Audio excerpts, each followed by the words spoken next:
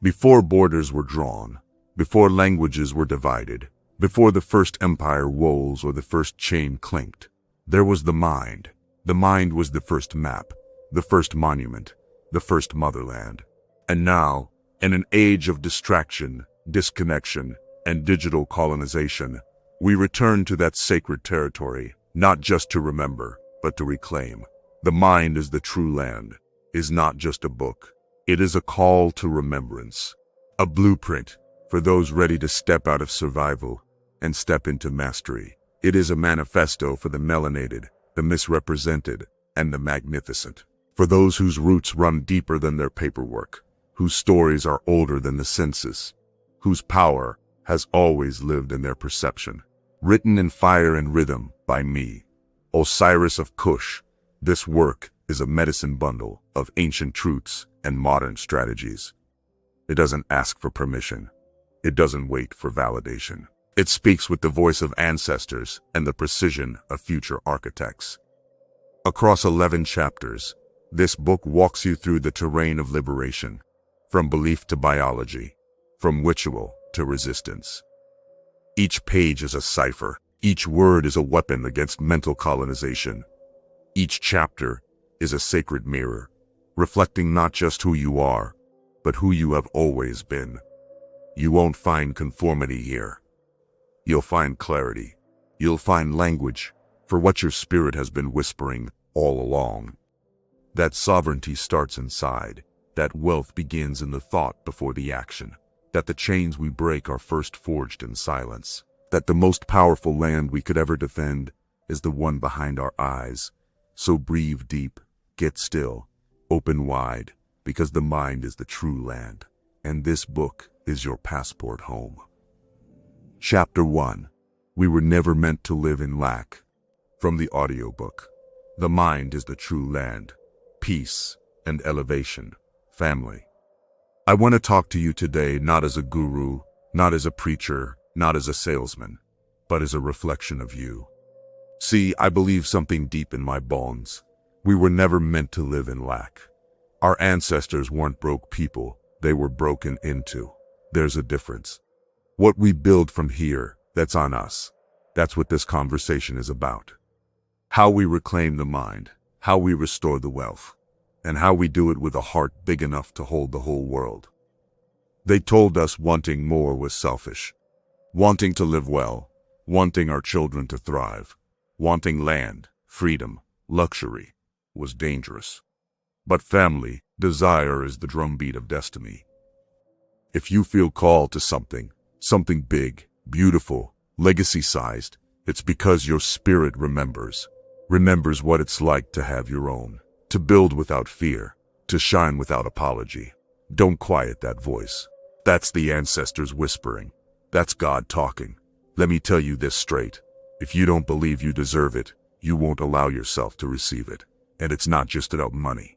It's about joy, peace, respect. We were trained to expect the struggle. We were never trained to expect the overflow. But belief, true belief, is a frequency. It's like tuning a radio. The moment you tune into the channel of I can, I will, I am, you start attracting everything that was already waiting on you. Family, your mind is soil. Whatever you plant, it will grow. So the question is, are you planting fear or vision? Every TikTok, every argument, every toxic memory you replay, that's seed.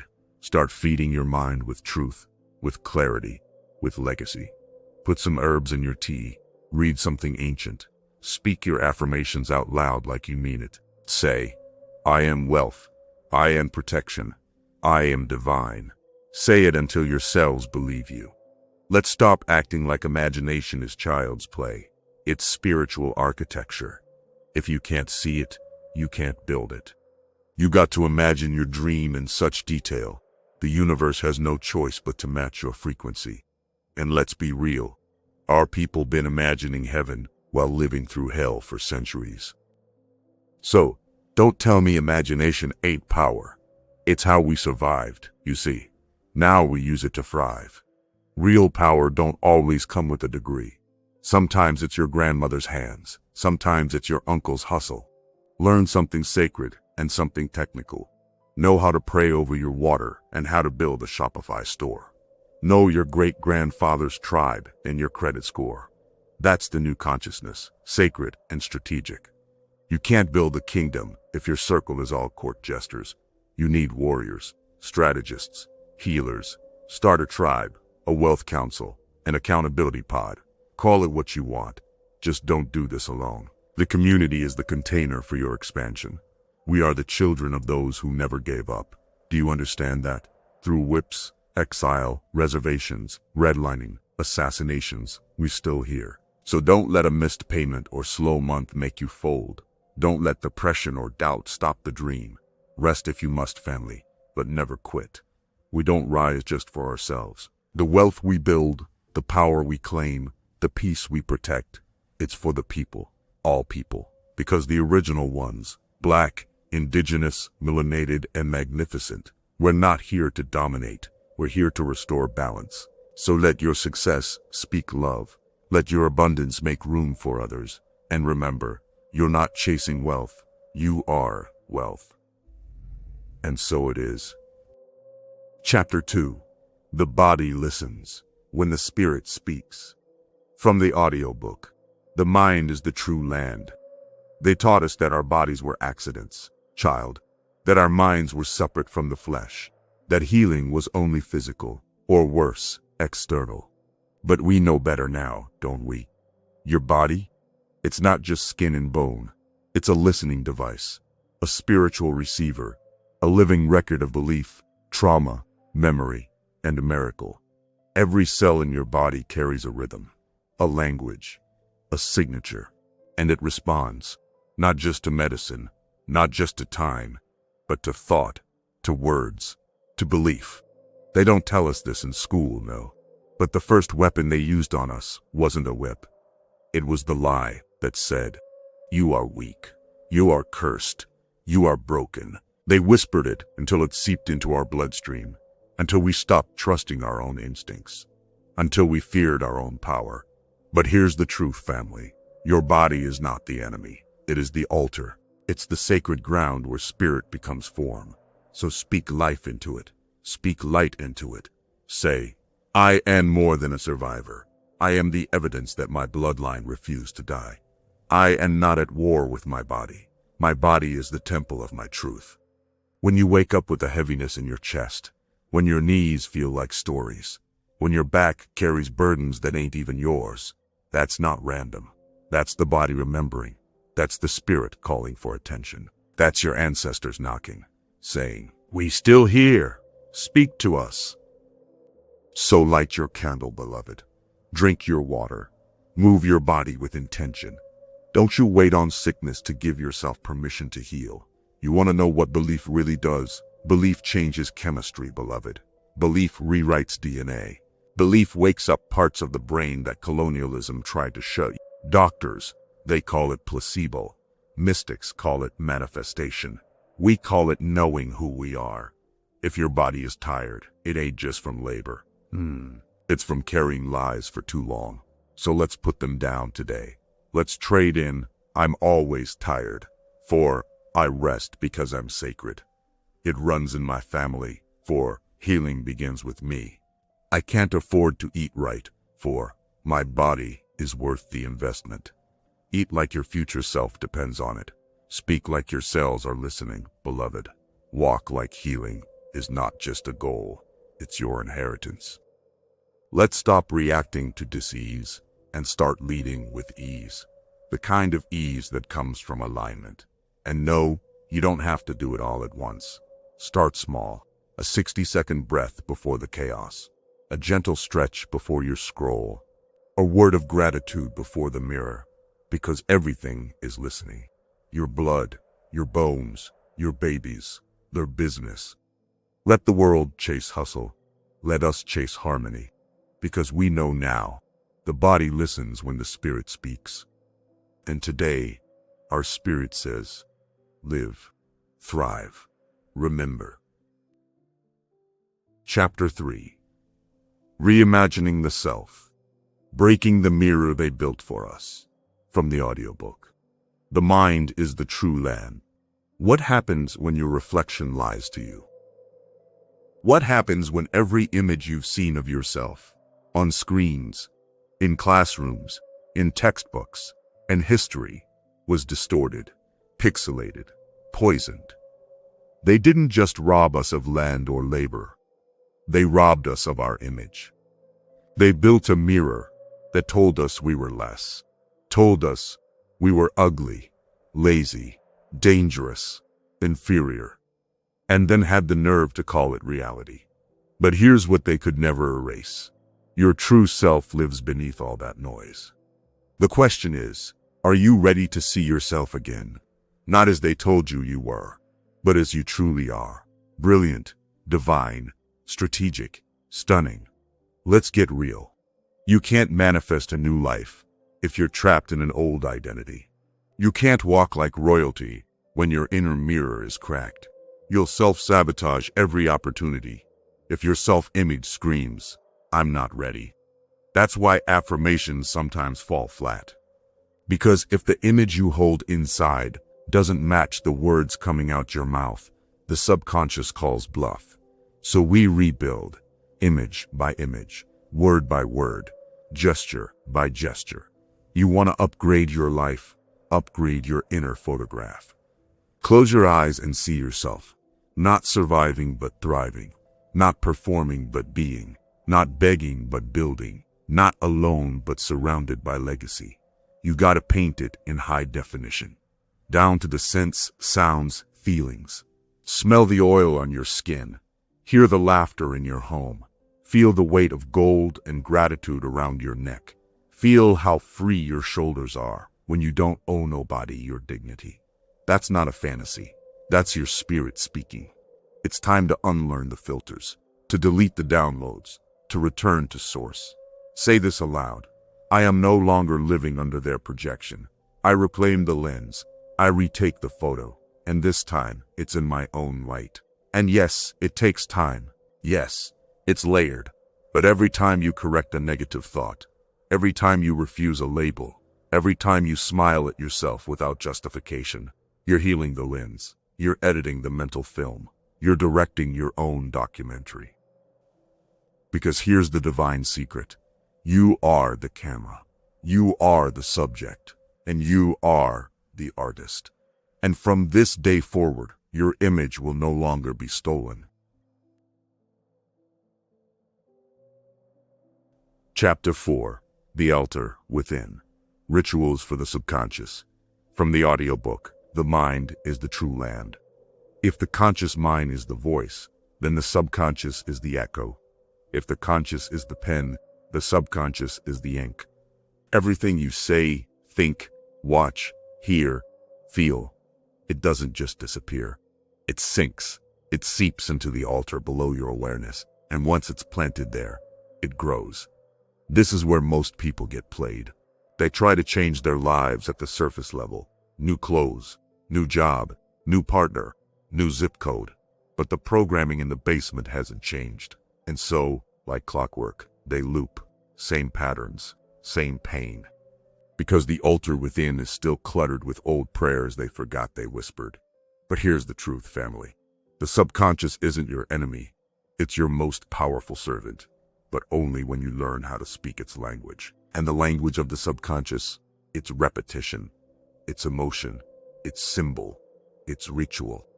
This is why our ancestors didn't just think their way into transformation. They danced it, they drummed it, they bathed in herbs, they chanted, lit candles, carved into wood, wore colors, and spoke spells in the language of vibration. Because they knew the body is the wand, the word is the spell, the ritual is the software update. So how do you reprogram the altar within? Start small. Start sacred. Wake up and drink water while speaking to it. I am hydrated with power. I am nourished with clarity. Why? Because water holds memory. Before bed, whisper an affirmation on your breath. Not just the words. Feel them. I release only what serves. I attract only what serves my highest self. Why? Because sleep is when the altar listens loudest. Write down what you're grateful for. not to be polite, but to shift the emotional chemistry of your temple. Play solfeggio frequencies. Burn oils that ground you. Play music that exalts you.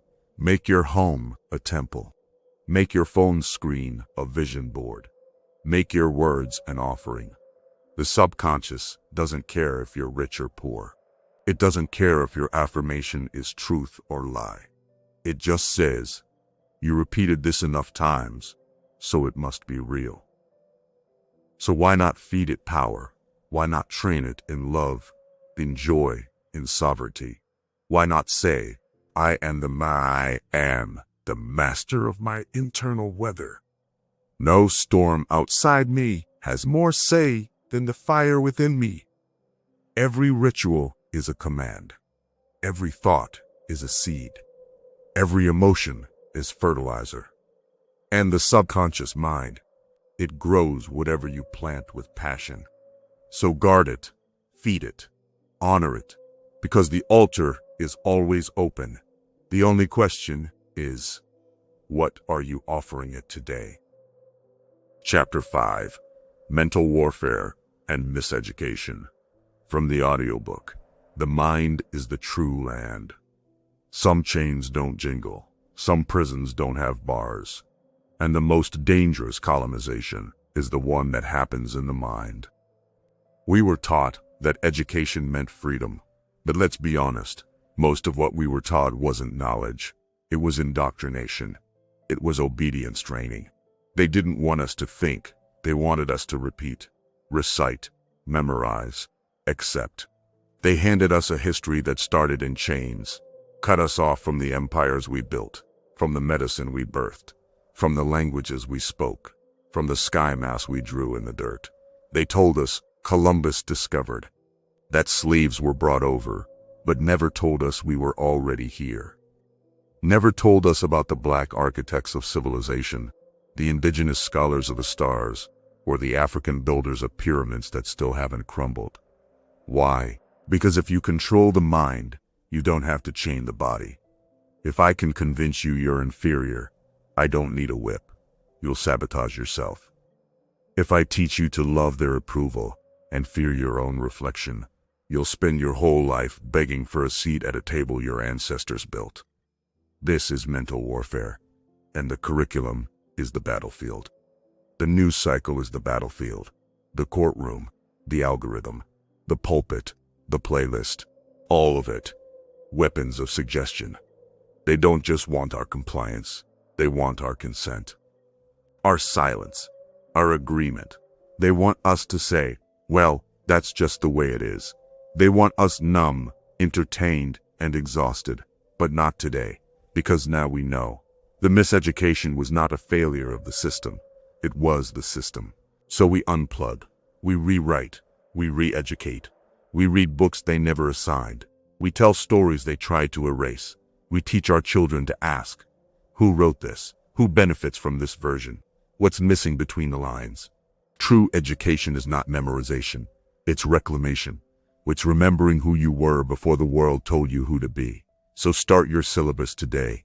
Learn the name of your people. Learn the real maps. Learn herbs, finances, mechanics, history, spiritual law, emotional intelligence. Learn how to think in systems, not just symptoms. Learn your elders. Learn yourself. Because when a Black Indigenous mind is truly educated, it's unbought, unbossed, and unstoppable. Let them keep their titles if it means we get our truth. Let them keep their degrees if it means we get our direction. Let them keep their systems if we get our sovereignty. Because the most powerful school you'll ever enter is the one you build for yourself. Chapter 6, The Laws They Hid from Us. From the audiobook, The Mind is the True Land. There are laws older than empires, older than nations, thrones, or flags. Laws etched in sound, written in rhythm, tattooed across the sky, and humming in your breath right now. These are the universal laws, and for centuries, they were hidden from us. Buried beneath dogma, whispered in secret societies, locked in temples that look like us, but were renamed, reclaimed, whitewashed, walled off. But now, we remember. The universe isn't random. It's structured. It's intelligent. It's mental. The first law is mentalism. All is mind. That means every reality you see began as a thought. Every kingdom, every building, every business, every baby. Thought first. Your outer world is a printout of your inner code. If you want to change the output, you have to change the input. Don't fight shadows, adjust the light. Then comes vibration. Nothing rests, everything moves. I would be reality. I would be chains. Everything moves. Even in stillness, your cells are dancing. That's why you can feel someone's energy without them speaking. Why music hits before meaning. Why your spirit rises when you hear drums, gospel, chants, or jazz. Your frequency is your signature. So ask yourself daily, what am I vibrating at? What station am I tuned to? Clarity. Everything has an opposite. There's no up without down. No joy without sorrow. No clarity without confusion.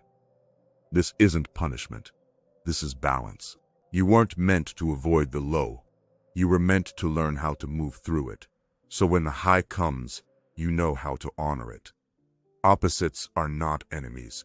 They are teachers. With them, life moves in cycles. Tides, seasons, breath, heartbeats, growth. So stop thinking you're failing just because you're in a dip. You are not off track. You're in rhythm. Rest is a part of success. Grief is part of transformation. Pause is preparation. Everything divine has rhythm, and so do you. Cause and effect. Nothing just happens. Behind every moment is a trigger, a thought, a vibration, the seed. So instead of asking, why me? Start asking, what am I cultivating? Your words are causes. Your rituals are causes. Your circle is a cause. Be intentional or be manipulated. Gender, masculine and feminine, are not man and woman.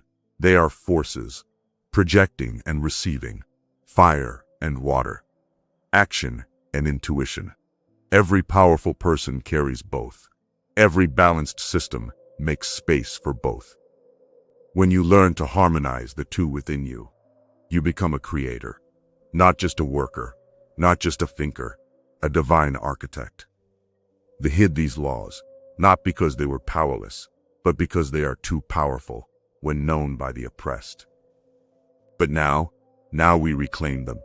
Now we teach our children. Now we build families, movements, businesses, and visions rooted in cosmic law. We're not here to follow trends. We're here to move like planets, to align like stars, to rise like sunrise. Predictable, powerful, ordained. This universe has always responded to us.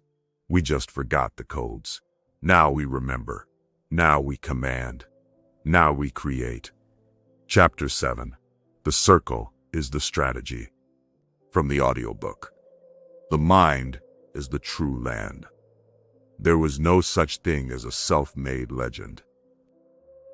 Even when it looks like one person standing at the mic, behind them is a circle, a tribe, a team, a grandmother who prayed, a friend who believed, a brother who sacrificed, a mentor who corrected. You were never meant to build alone. That's a lie they fed us to keep us disconnected, to keep us in competition instead of in creation, to keep us tired instead of tied to each other. But the truth is, the circle is the strategy. We come from councils, not corporations. From powwows, from porch talk, from fire circles, from cipher. We weren't made for isolation. We were made for interdependence. And yet, we're out here trying to manifest millions, break generational curses, launch empires, all by ourselves. Let's be honest. Your vision is too big to do solo. Your healing is too layered to do in silence. Your calling is too sacred to be hidden in a notebook. So call your counsel. Not just friends who entertain you, not just family who love you. Call the ones who challenge you, who see the future you, who hold you accountable not to your comfort, but to your potential. Form a wealth circle. Meet weekly or monthly. Share goals. Exchange tools. Break bread. Set targets. Form a healing pod. Share practices. Talk through shadow. Cry when needed. Laugh like medicine. Form a mastermind. Create together. Build projects that matter. Teach each other. Because when you gather with aligned minds, you multiply energy. You collapse timelines. You become prophecy in motion. But let's be real. Sometimes the people closest to you won't be ready. And that's okay.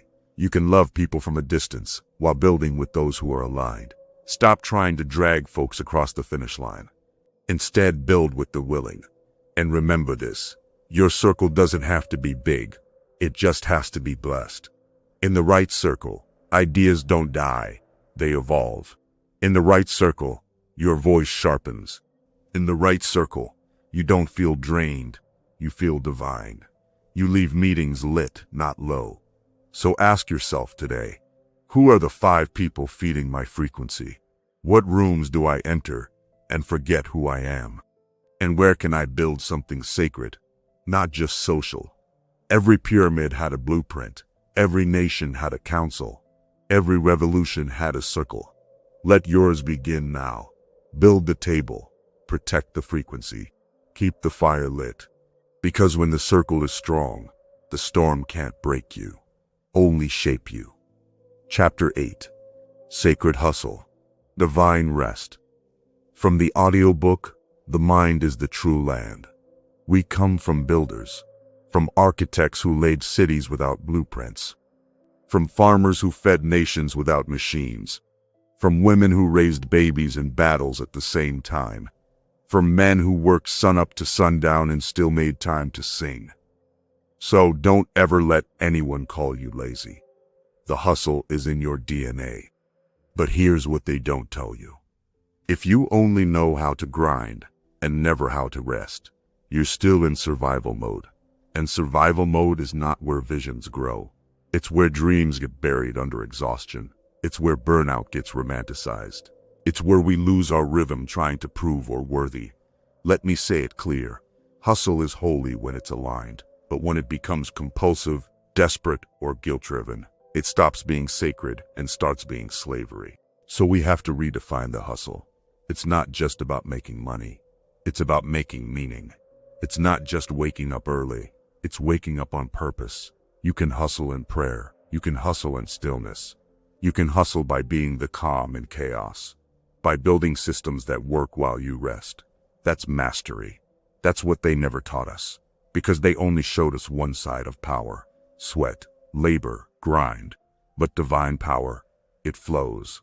It listens. It recalibrates. It knows when to stop. And it knows how to trust what was set in motion. Rest is not the opposite of ambition. Rest is the power that fuels it. It's in the nap between breakthroughs. It's in the Sabbath of your creativity. It's in the quiet that restores your command. You are allowed to pause, to unplug, to say, not today. I'm protecting my peace, because peace is production. Joy is productivity. Rest is revolutionary. You don't owe anyone exhaustion. You don't have to prove your worth through pain. Chapter 9. The Inner Child Knows the Way. From the audiobook, The Mind is the True Land.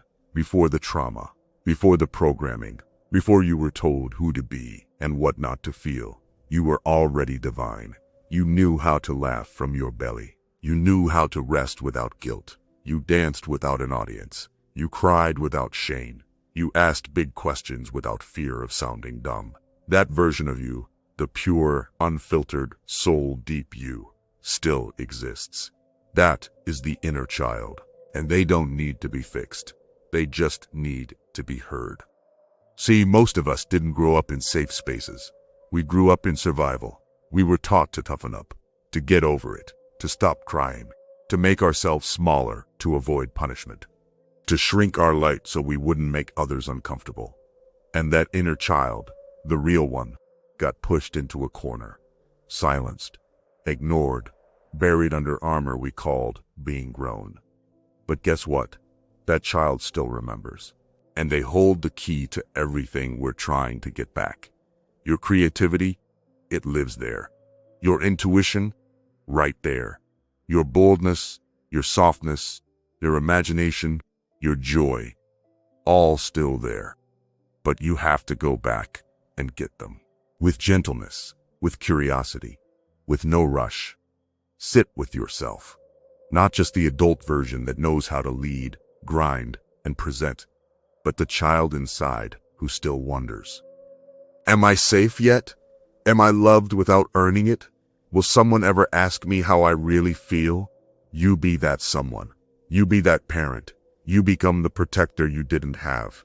And when you do that, you unlock something sacred. Because the inner child don't lie. They don't manipulate. They don't play roles. They tell the truth with their whole body. And when you listen, really listen, they'll tell you what's missing. Ask them, what made us feel alive? What did we stop doing that we used to love? Who told us we weren't enough? What did we need back then that we never got? And when they answer, don't judge it. Just hold space. Hold that version of you like a guardian angel watching over your own spirit. Let them draw. Let them sing. Let them rest. Let them ask why. Because every time you honor your inner child, you recover a piece of your freedom, and you release a layer of false identity. The inner child doesn't need you to be perfect. They need you to be present, to say, I see you, I hear you. You didn't deserve what happened, and I'm here now, and I'm not leaving. You want to grow? Heal the root. You want to build? Love the blueprint. You want to lead? Learn from the child. Because the inner child doesn't need to grow up. They just need to come home. Chapter 10. The Message Must Multiply. From the audiobook. The mind is the true land. Knowledge that stays locked inside you isn't power. It's potential. Power is when you pass it on. When your growth becomes guidance. When your breakthrough becomes blueprint. Because once you've reawakened, once you've healed, reclaimed, and remembered who you are, the next divine step is this. Teach, build, share, activate. The message must multiply. We're not here to hoard the wisdom. We're here to spread it like sunlight, to whisper it in barbershops, blast it from pulpits, remix it in music, plant it in schools, tattoo it into memory. We were never meant to just know. We were meant to transmit. This is how empires last. Not through ego, but through elevation. Not through force, but through frequency. You don't need a pulpit to preach. You don't need a degree to teach. You don't need a brand to be a blessing. You are the platform. Your life is the microphone. And your voice, when aligned, is divine infrastructure. The ancestors didn't die for us to play small. They sacrificed so the truth could survive inside us, so we could birth something they were never allowed to speak out loud. So now, it's on us. To write the books, to film the lessons, to mentor the youth, to create the spaces, to leave maps behind. You've been through enough. You've survived enough. You've awakened enough. Now the calling is, who else can rise because I rose? What system can shift because I spoke? What child can dream because I remembered? Don't let perfection delay your purpose. You don't have to wait until you're fully healed to share healing. You don't have to have all the answers to start the conversation. Just show up, tell the truth, offer what you've learned, and let the light do the rest. Because your story, it's medicine for someone else. Your scars are scrolls. Your growth is a gift. And your voice, when released, is a ripple in eternity. So speak, even if your voice shakes. Share, even if only one person listens. Because one spark lights another. and truth multiplies. This is how we become unstoppable. This is how we build movements. This is how we become the answer our ancestors prayed for. Not by keeping the message hidden, but by letting it multiply. Chapter 11. The Mind is the True Land. From the audiobook, The Mind is the True Land. Before there were borders, there was vision. Before there were maps, there was mind. The true land was never stolen, because it was never made of dirt. The true land lives behind your eyes, beneath your breath, inside your memory. In the sacred chamber of thought, where God whispers your name in your own voice. The mind is the true land, and whoever controls that, controls everything. They came for the body, they came for the land, they came for the language. But what they feared most was the day we would reclaim the mind. Because once your mind is free, no chain can hold you, no system can define you, no lie can contain you. You are not your trauma, you're not your paperwork, you are not the label on their census, or the name they stamped on your bloodline. You are the architect of new dimensions, the bridge between star and soil. You are the prayer your great-grandmother never got to finish, and the answer your grandson will one day speak with pride. You carry ancient blueprints in your bones, royal DNA wrapped in flesh.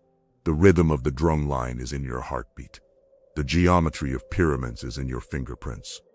The Psalms, the Proverbs, the protocols, they all live within you now. Let them argue politics. Let them redraw maps. Let them rename what they never built. You tend to the real estate of spirit. You build empires of thought. You plant crops in consciousness. You harvest freedom in the soil of belief. You protect your gates. You speak your affirmations like incantations. You make your journal a temple. Your rituals, revolution. Your rest, rebellion. Your laughter, resistance. Your love, strategy. And when you rise each day, you do it like a sovereign returning to the throne. You look in the mirror and say, "This mind is mine. This land is mine. This life is not on loan. It's on purpose." You don't just manifest, you magnetize. You don't chase anything, you command it. Because you're not in search of power, you are the source of it. So, let this be the seal. The land you seek is not across the sea. It is not buried beneath the Capitol. It is not behind the gates of their universities. It is not in their validation or permission. It is here. It is now. It is you. Guard it, honor it, water it, teach it, elevate it, multiply it. Because when enough of us reclaim the land of the mind, no force on earth will be able to stop what grows from it. And so, we return to where we began. Not broken, but brilliant. Not lost, but legendary. Not waiting, but walking in it. Because now we know the mind is the true land, and we are the original architects. This concludes The Mind is the True Land, a Black Indigenous Manifesto of Mental Sovereignty and Mastery by Osiris Of Kush. May these words live in your breath, guide your steps, and remind you always, you are not broken, you are building.